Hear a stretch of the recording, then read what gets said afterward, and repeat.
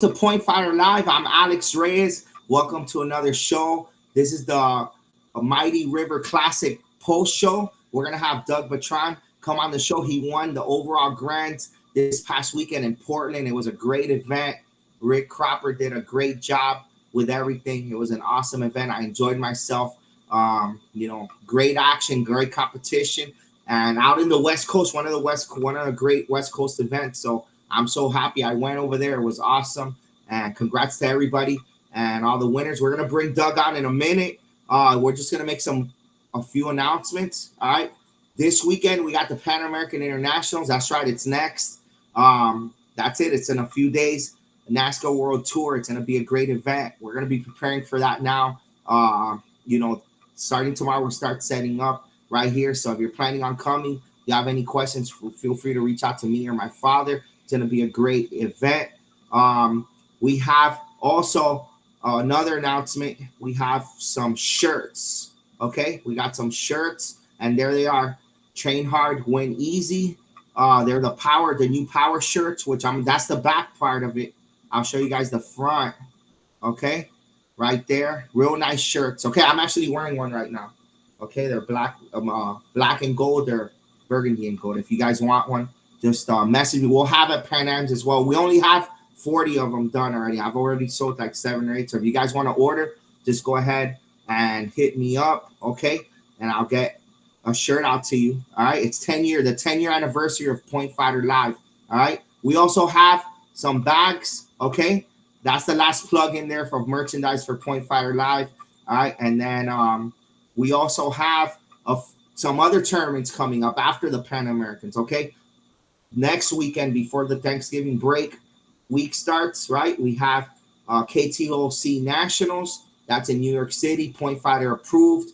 We also have the ProMac Nationals, right? For this one, it's invitation only. You have to have competed in ProMac and gotten a seed, because they kind of do it like, it's kind of like the old NBL days, right? Where you have to make it. There's no wild card though in this one. So there's all the regional champions, and now this is the big championship with all the regions combined. So it's a pretty good format that they got going there too. And then we also have in Atlanta, Best of the Best Sparring Championships, and that's in the Atlanta area, Marcel Lazenby, and it's a great event. All these are Point Fight approved. They're going to be great events. So it'll be good if you guys can make it to one of them. Okay. All right. Okay. So that's the end of all our previews. We're about to bring Doug right now. Let me just hide all these here. Okay, here we go. We got Doug Betrand. Betrand, right? Doug Betrand, right? That's how you pronounce it? Yeah, Bertrand, if you're French, yeah. So, hey, man, it was great to see you this weekend. Congratulations on your win. And just, we brought back some flashbacks from the old days too. We got to talk about all that stuff too. So it was great to see you win, man. For real, congratulations. Yeah, thank you. It was great to see you. And hey, congratulations to you. 10 years of Point Fighter Live. That's quite a feat. And, it's crazy. Thank you. Yeah, I'm really honored to be on here, and I really appreciate Point Fighter Live. You coming out to the Great Northwest, to Portland in the Mighty River Classic, and giving us that type of exposure that this area doesn't necessarily always get. And you're just a great ambassador for this sport. And I really appreciate all the work that you have done over the years in many facets, right? Competitor, coach. Yeah, man. And with this podcast, you're doing a fantastic job. And I just want to commemorate you and commend you on all that you're doing. So keep up the good work. Thank you, man. Thank you. Yeah, we got the magazine now too, and like, man, I really, now that you're saying that, like, I wanna expand out there too. It'll be great because there's so many great martial artists over there, right? And it's just to get more exposure out there somehow. We could get some more streaming, even if I'm not there. We could get access to people out there because it's really great martial artists out there, and it seems like a lot of the big events are just focused on the East Coast. And it's not fair, pretty much. It's not fair at all. We got to get that exposure. So now that you're saying that, that's going to be one of my goals. There you go. We got another goal to expand out there. and get the exposure out there, because there's some great competitors out there Yes, on sir. the West Coast. There's always been, and it's so hard also to come out to the East Coast. We were talking about this in the show, right? About the travel, and like, man, if you guys got it hard to the people that come out from the West Coast to the East Coast, it's like like you guys have to like another obstacle to go, Yes, sir. right, to travel. Yeah, for sure, Yeah. man. Yeah. So hey, so you won $500, the nice trophy there. Those are old school trophies too, like they're not plastic. Those are like heavy duty Yeah. heavy duty trophies, right? That's Yeah. it right there. Oh yeah, Right look, there. yeah, look at that. And the plaque is heavy duty. I mean, it is not lightweight. So, the great thing about Rick Cropper as a promoter, he's doing everything in his power to make the Mighty River Classic. Yeah. It is the premier event in the Northwest, but he wants to expand upon his reach and influence in the scope of sport martial arts. So, from his hospitality, and he's got a great team around him. He's the first one to admit he's got a great team around him that helps put on this tremendous event. Again, 24 years. Next year will be the silver anniversary. Wow. Yes. And he's been my friend for years. So friend, training partner, just a great overall guy. And he does everything in his power to make the experience of his tournament over. He wants to transfer a great experience over to the competitor and all the families and people that are experiencing his tournament. So he does what it takes. So he's trying to up the game with cash prizes, right? Yeah, man, $500. Yeah. Yeah. And bringing out, guys like Leotri Bruner, who did the seminar before. Chelsea Clark was part of that seminar, from what I understand. Yeah. It came back for a second year to compete. So just trying to bring as many people in and provide that type of national exposure and bringing you in. Yeah. Even though you're delayed by a year, right? Yeah. I was supposed to be there last year. Yeah. No, I'm looking forward to going every year and seeing it grow. And like, it's just great. It's a great tournament already right now, and it has so much more potential. There's so much room to grow in there. Just everything's in place. The expo center is right there. The airport's close by. The hotel's right there. The free breakfast at the hotel. There's plenty of things to do around there. Like in the hotel, there's like a village and everything with restaurants and all that. So, it's just great. And like you said, he's doing a great job just, putting all the pieces together. And I think next year, I think it's going to keep growing. And I think those national people, I have people messaging me saying, oh, what was that tournament and everything? It looks cool. So I think next year it's going to be even bigger and better. Like it's a great tournament already. Right. And it already has a sprinkle of national people in there. So now it just needs a little bit more, and it's on the rise. But the regionally, it's a great tournament too. It was packed in there. It was like packed in there the whole time. All 8 rings were packed the whole time in that place. So, and it ran great. Everybody's dressed up. The officials will have their shirts on, the black pants and all that. Really totally professional. He's really trying to up the game of the sport, right? And not just his event, but again, the sport. Yeah. The sport as a whole. Yeah. So we have to provide as a sport, as ambassadors. And I look at myself as an ambassador for sure. in a certain way. Like many of us, there's different facets to being an ambassador to the sport. Yeah. There's the competitors, there's people that are the promoters like you and your father and everybody like Rick. And then, doing this podcast, things that are providing exposure for what the sport provides. And it's a very positive sport to be involved in. Yeah, it is. No, yeah, it's a great sport, man. It's some people don't realize, like, it's the only if you think about it, it's the only combat sport really that you could do from age 4 to 70s, right? Like you could you could actually fight in all those age groups because it's the safest combat sport. Of course, sometimes there's injuries and things, but you could actually be a kickboxer, and you can't kickbox no more because you can't even fight because a boxing commission won't let you, right? Unless you do an exhibition, but right. But but then you could actually go to these tournaments and still spar if you're have that fighting mentality where Right. you still get some kind of sparring as well. But yeah, man, and you're talking about being an ambassador, and you are too, because we're gonna get into this too now, guys. For those of you that don't know, he's a champion, a national champion as well, right? You sponsor team and everything back in the early 2000s, and but you know what? A lot of times, you see champions and they're done. They're like, they don't fight. They fought off the national level, but then you don't see them at all. They don't come out to any sport karate. But I heard that you still train with Marty and Rick for 20 something years, twice a week, or I don't know how many times a week, but every week you guys train. You've never stopped, and you've never stopped supporting the sport. You bring students and stuff like that. You're just out there, Right. and that's great. I like that. That's really good, because a lot of times you get old school people, right? That old champions, like champions from the past, and then they're not around. They disappear.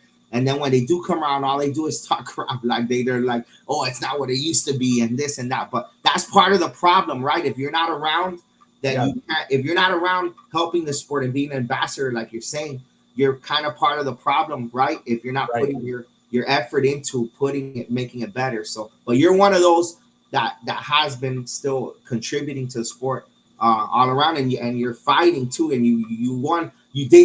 Doug won the 50 and up division, right? And then he won the whole overall, for those of you that don't know. So that's one of the first two I've seen, probably, where 50 and up wins the whole thing, right? So I did it. Big accomplishment there. So it's a back-to-back year, Alex. Yeah. You did it last year too? Yeah.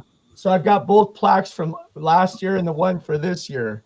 Wow, bro. That's awesome. Because we're on a break, but with the pandemic and such, he had to take a couple year break because everything was shut down. But I started competing when I was 10. I was very blessed and fortunate where I came up. I came into a school where my instructor in the 80s, this is 82 when I started martial arts training. And I did my first competition 6 months later as a white belt. There you go. And in fact, I think it was at Rick Cropper's instructors tournament that was my first competition, believe it or not. There you go. But wow. I was very fortunate where I was brought up in a school, at least in the early years of my training, where that was part of it. When my instructor was done competing, then the direction and the focus became a little bit different. But my love for the sport never waned. And I had, in the Northwest at that time, we had the 80s was chock full of awesome competitors. We had in forms. I had, I got to see Keith Hirabayashi. Oh, yeah. So, as a forms competitor, Chip Wright, some local guys, maybe not as nationally known. Like Chip Wright was the guy that he's like Chuck Norris's too, right? Yeah. Yes. Yeah. Yes. Yeah, great fighter too. Yeah. Great fighter. We had, Super Dan Anderson. I had the opportunity. Wow. My instructor trained with him. Wow. Yeah. As his coach. So had Super Dan and his coach. I had exposure to him as well. More later on, but I got to see all those guys. Wow, man. So awesome. So you started competing at a young age, and then for those of you guys that don't know, he was also a member of Team Elite, which is one of the top teams in the whole ever. It's up there in the top, I would say 10 in my list. It'll be top 10 for sure. It's one of the best teams ever. You were part of that, right? And you were part of that. So and you were lightweight champion as well. I remember I think it was 97 when I first saw you. And compete with Joseph Alexander and Team Elite in the red and white uniform. Yeah. Wow, man, that was awesome. Yeah. And then I always saw you fighting, and you were a great fighter as well. Yeah. I was in the same division as Pedro and Donald Brady. Yeah. Which it was the best thing for me, because coming from where I was at that time in the Northwest. Mm-hmm. There's been some ups and downs, say competition, right? Yeah. And so at that time, it was on the downswing here, but I had goals to get out of this little pond Yeah. and see what the big pond was like. And Wow. so I count that as a very fortunate and blessed thing where I went into a division Yeah, man. where you had the probably the top fighter of the 90s, right? Pedro Xavier. Yeah, and Donald. We were talking about And Donald. Yes, and They're Donald, yes. in the I mean, same they were neck division. and neck. Yeah, in the same division. Yeah, So man. so to be able to compete against those guys just helped elevate me, right? Yeah. Because I was nowhere near them when I started, and then Yeah. it took me a long time to get that confidence and that pedigree of um, feeling comfortable in the ring and feeling like I belonged there. Yeah. Because when you're fighting against, unfortunately, one of my downfalls was I was fighting the name, not only awesome competitors, but Yeah. The name. Yeah. No, yeah. yeah. Paul Mitchell and also, yeah, Pedro. Pedro was a name. Paul Mitchell was its own name. So it's like two Oh my names God. you're fighting there. Then Metro and Donald Brady. Those guys. Yeah, for sure. Those guys are. Yeah. And then there was a bunch of good lightweights too around that time. And those are Oh my like, gosh. Yeah, just like stacked. 10 in there. I think if you back then in 97, 98, those times, the early 2000s, it's like if you won, I think you were respected if you won in the top four. Like it was almost like if you won, right? If you made it in the top four, it was almost like now winning your division. Yeah. That's how I remember it. Yeah.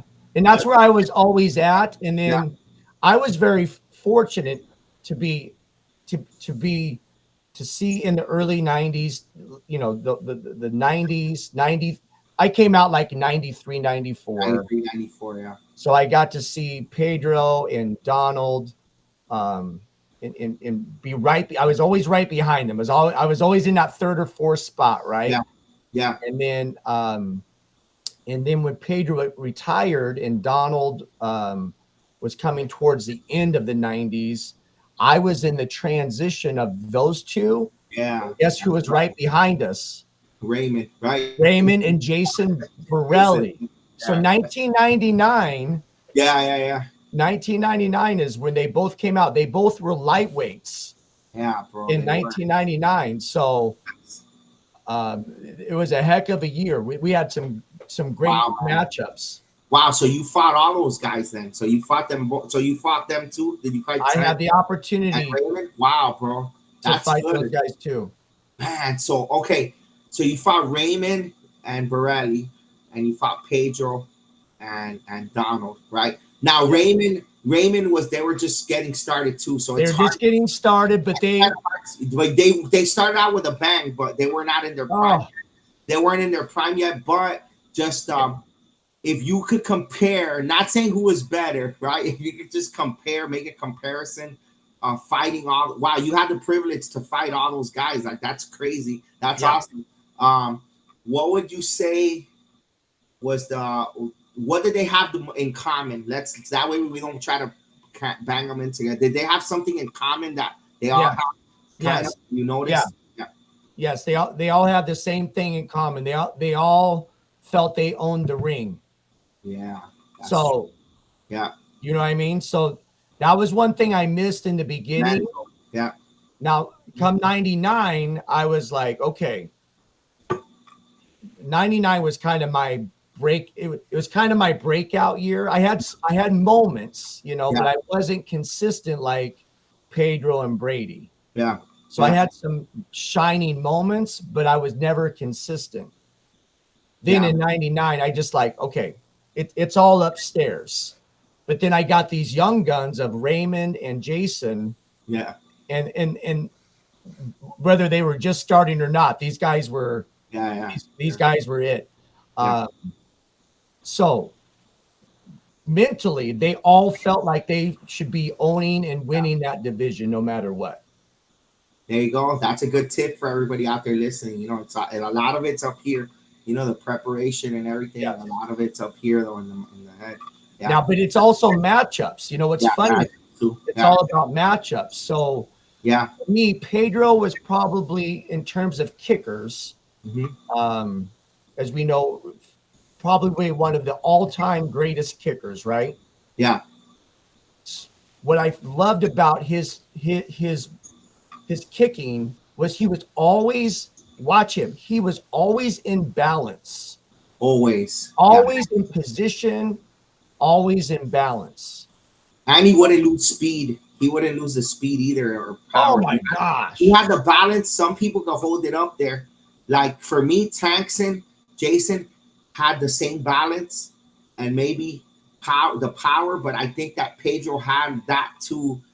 But he had this a little bit more speed than Tankson did, right? But I think Tankson had a little bit more power, maybe like heavier type Well, of kick. But yeah. So yeah, I'll tell you what it was like. So Jason had more, and again, this is my opinion. This is what I actually experienced. yeah, He would come across a little more.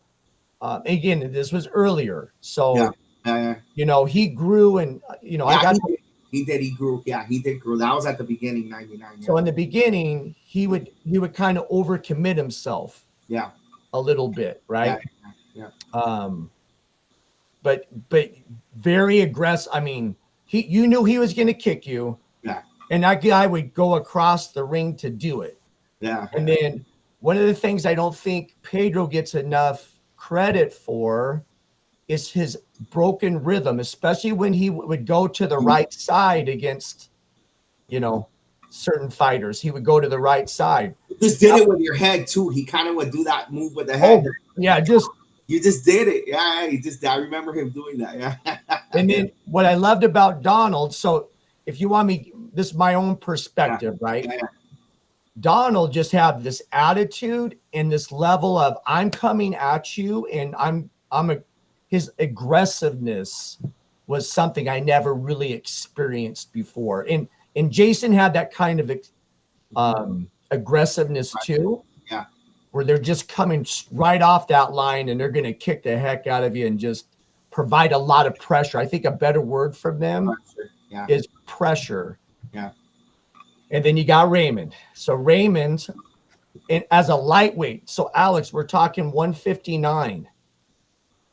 I think at that weight was when he was blitzing from like one end of the ring to the other, like in the yes, right. He would just be like, yes, hit you. Yeah, you couldn't get away from it, right? So that reach was crazy, and again, it's matchups. So I matched up at least at that year because I was done after that year. Yeah, I matched up a little bit better with Jason.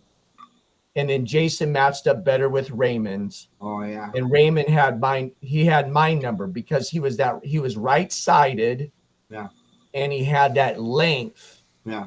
And I would say his blitz, his speed was for punching what Pedro's was like for kicking. Yeah. Yeah. I agree. Incredible, amazing. Yeah. Yeah. Lightweight Raymond for sure. Yeah. I remember just that. I have him in my head, just flying through the like Superman, basically with the blitz. Yeah, those. I mean, talk about four of the best fighters. Yeah, you fought them ever. Yeah, what a privilege! What a privilege it was to be in the ring with those guys and have the opportunity to experience that. But guess what it did? It helped lift me up, right? Mm-hmm. Yeah. It helped push me, because if I was gonna even hang with them, I mean, let alone beat them. The training was crazy for that. Yeah. Yeah. It took me to a whole new level that if I didn't get out, I think this is really important. If I didn't get out of the pond, of this small little pond I was in, and have that type of exposure to the level of fighting that was out there, my skill sets, my own progression as a martial artist wouldn't be where it's gotten to. Oh, wow, that's crazy, man. That's awesome. That's some great stories there, man. Yeah, no, and Team Elite was a great team as well. How did you end up getting on the team? How was that? How did you go about getting picked up? Was it with Jeff Smith? Jeff Smith was the coach. Was that when you were? Well, actually, yeah. So let me. Yeah. So in '93, okay. So like '93, I got out of the pond, meaning the Northwest. I Yeah. went to 3 events just to see if I could If you can have hang in there, yeah. Yeah. hang in there, right? Yeah.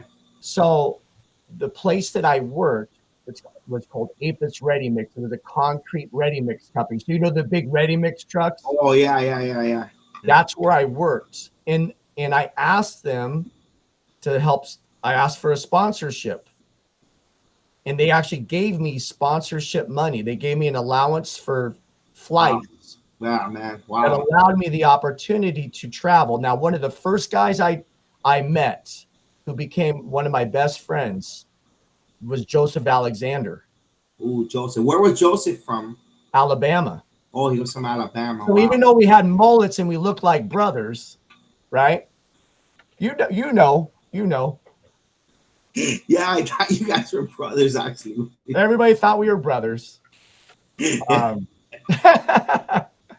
He was good too, man. He had that front leg oh and my the God. long hair. He had his hair longer than yours, though, right? And his hair was And like, as a kicker, underrated, I think. bro, he was Underrated. so underrated, bro. Yeah, seriously. People But don't that's know, the but type of talent that there was back then. Like I said, oh my that God. guy back then in one division, those guys, I think the top 10 in one division could win overalls now. You know, Oh, I think that's how it was back then. Like if you won your division, it was like winning an overall now. oh my That's how I gosh. Yeah. compare. Yeah. So that's the elite level of fighters that were winning at that time, you know, Yeah. including your brother. Your brother was one of those elite fighters. So Yeah. Yeah. but yeah, so in 90 for 94, 95, 96, he and I were like roommates. Yeah. We Okay. weren't on a team. We were just out there. Um, you know, and he was already a middleweight champion. I don't think people know this, but he was already, I Yeah, think, he a was. 2-time national middleweight champion. Yeah, he won the title a few times. I remember that. Yes. So anyway, I was fortunate enough to meet him and kind of, you know, even just rooming with the guy like that, you start learning that mental attitude of what it takes. And then in 90, so check this out. So one of the first people the first person I actually met on the circuit, very first national tournament was at Compete Nationals 93. I met Richard Plowden on the bus from the airport to and he beautiful man. He started a conversation with me. We had some names in common, you know, from the Northwest that he knew about. And he always made a point to say something to me at tournaments. That's cool. Yeah. I mean, I'm just nobody, but you know what I mean? Yeah, man, that's cool. He's a great guy for sure. But another gentleman is the late great Gerald Dawson. Oh, wow, Gerald. Yeah. So Gerald, before Team Elite, he was on Metro. Yeah. But he and I don't know, him and Mallory, I don't know how the whole relationship started, but Gerald was one of the nicest guys on this, you know, one of the top competitors, but also one of the nicest guys. Yeah, he was, yeah, for sure. And then a friend of mine, Eric Brewer from this area, started competing. Yeah. And then at that time in the heavyweight bracket, you had Gerald Dawson, Jerry Fontanez was competing that year. I think it was 96. Mm-hmm. And then my friend Eric Brewer, they were all taking turns of winning that heavyweight division. And so, but Mallory and I became friends. And then Spencer Arrington was the top brown belter, advanced fighter. Yeah. And he and Joe's brother competed against each other.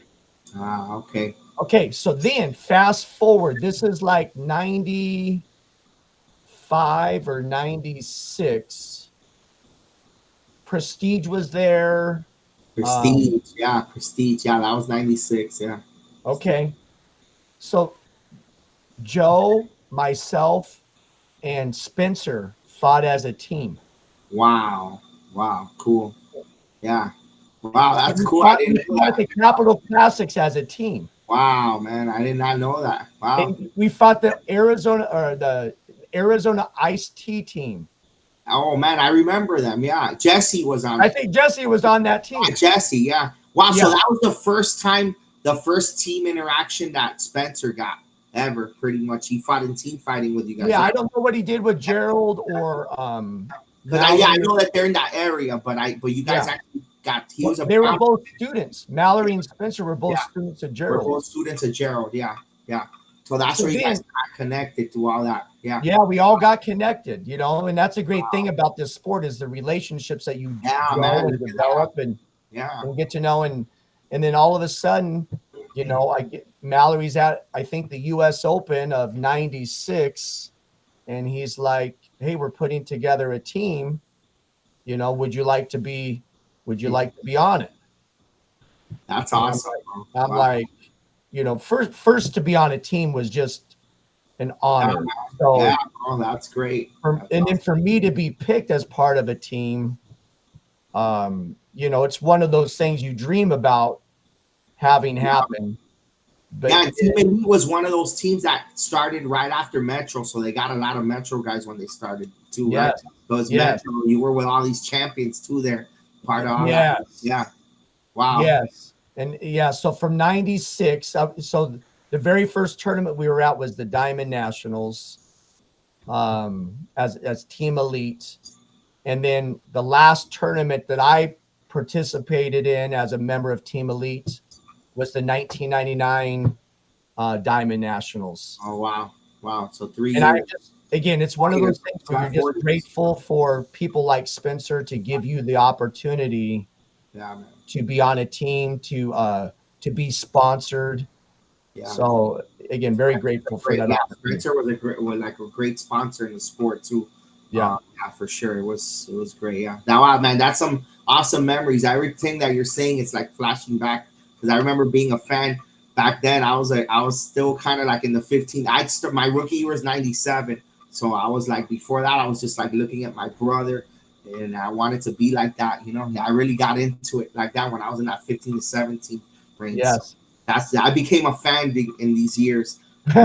Those years, you know, big fan. So, and that's where I got me to where I love it. You know, when I saw the team, my brother getting the uniform and the contract and the hoodies and all the gear, I was like, man, before that, I didn't even want to do karate. Actually, okay, I like this. I like this side of it. Now, your team was called the Four Horsemen, right? Yeah, that was our first team, the Four Horsemen. Yeah, I remember. Yeah, you guys. Yeah, I remember. Mm-hmm. I remember. Yeah, we came out there.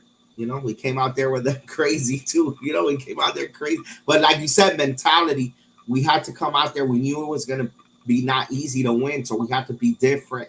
And that was our strategy, kind of back then with the Four Horsemen, because it was like, and we were big WWF fans, so now WWE. So we were like, we're gonna bring that WWF vibe into karate, you know, and it worked because you know we kind of became like some bad guys in there, but that's what the sport. That's what that's what makes sports interesting is the personalities. Yeah, exactly. That come into it. Yeah. No, I'm excited about this new team that I got going now too. I'm gonna bring some personality.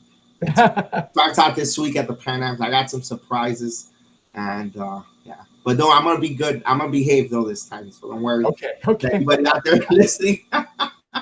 You don't have to worry, judges, of me screaming at you and stuff. But yeah, I got some other tactics now, right? But yeah, I can't wait for this weekend. But man, and then you have your school. You have 2 schools now too, as well, right? Yeah. And so successful, really successful. Rick was telling me how successful you are with the school too. So congrats on that. Yeah, thank you. Yeah, thank you. Yeah, and then you actually started. You opened the school. You were telling me the story. I'm not sure we talked about it here yet, but we were talking before about your dad that he, you know, he opened the school first, right? When he got his black belt, right? He got his black belt. And after he got his black belt, he started East West. It wasn't called East West back then, but he started it in 1991. And at that time, you know, I wanted to compete. I wanted to, you know, I was trying to figure it out. So I was involved teaching, but then it became a full, you know, Here's one of the life-changing moments. The Yeah, life-changing man. Yeah, moment the was, moment you said, was this a moment you said, all right, I want to do this? That's it. well, And I knew I wanted to do it, but I had an order. I already had in my mind an order. I wanted to compete. oh yeah, And competing. that's kind of where my focus was at. I was teaching to help my dad out. Yeah, Um, but the moment that I got the sponsorship from Team Elite with Spencer, yeah, um, that allowed me the opportunity to stop what I was doing and then be a martial arts, have a martial arts lifestyle, not just as a competitor, but also be an instructor and a teacher yeah. and do this. So So once you got sponsored, then you could say, okay, you had that part down, and then you just had to train really and compete, and then you focused on the business side more. yeah, Wow. which is hard when you're trying to get things going. Yeah, So yeah, yeah, it there's is. some rough years in the beginning of Yeah, making that transition because I had to work side jobs. I mean, a yeah, lot of hard work was put into it. And that's the thing about champions, right? Whether yeah, it's whether it's in martial arts or business or other aspects of life, a champion of whatever you do, people see the end result, but they don't always know the story behind the work that goes into doing it, yeah, man. Yeah, no, the for sure. sacrifice and such. Yeah, man. Yeah, it's a lot of hard work you put into it, and it's the same thing. If you think about it, it's like when you're competing and trying to make it to the top. You just when you're schooling the business, it's the same mentality as well. Just when you're trying to be successful there too. But man, that's awesome, man. Yeah, that's really good. We're gonna wrap up the show now. Yeah. We gotta get ready to start our day, my day in karate. Yes, sir. Get about that time. But man, it's great talking. I can feel like I could talk to you for another hour. We probably could. Yeah. Yeah. Hey, I do got to give a shout out to one of my best friends, Yes. training partners, Marty May. Oh yeah, Marty. Yeah. We How had many some. fights did you guys have this weekend? You guys fought like Well, we fought because it's double yeah, elimination. yeah, So yeah, we double fought elimination. 3 times during Yeah, the yeah, the older division, the 50 Mhm. plus, right? yeah.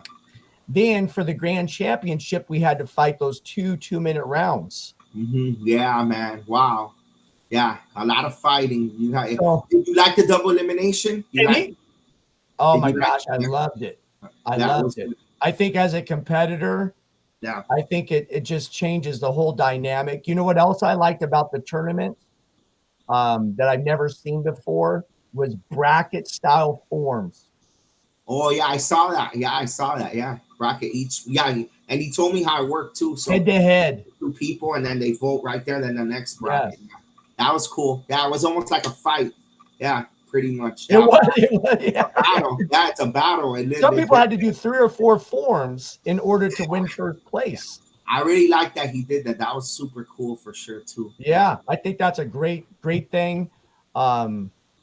And then just, some of the younger competitors that were there, younger, right? Younger than me. Yeah. But one of my favorite was the gentleman. His name's Jody. He'll come over here once in a while and train with us. He had a dynamite. He had a dynamite weekend of competing. Mm-hmm. So Yeah. I was really proud of that young man. So it's fun being, competing, but also encouraging and helping coach others. Yeah. Reach their potential. That's how the sport continues to grow. Is you got to pour into the younger people to make it happen. There we go. I love that. I love that mentality. That's it. That's it, man. And keep pumping out more talent from that area and that region. I think that's a good idea. Yeah. Yes, sir. Yeah, for sure. All right, man. Hey, thanks for joining us today. Yes, thanks sir. everybody for tuning in as well. This is my first show in a while, so it was great. We had a great talk here. All right. Okay, take care, guys. I hope you have a great day. Pan Ams is this week. Let's go power, baby. All right, let's get it.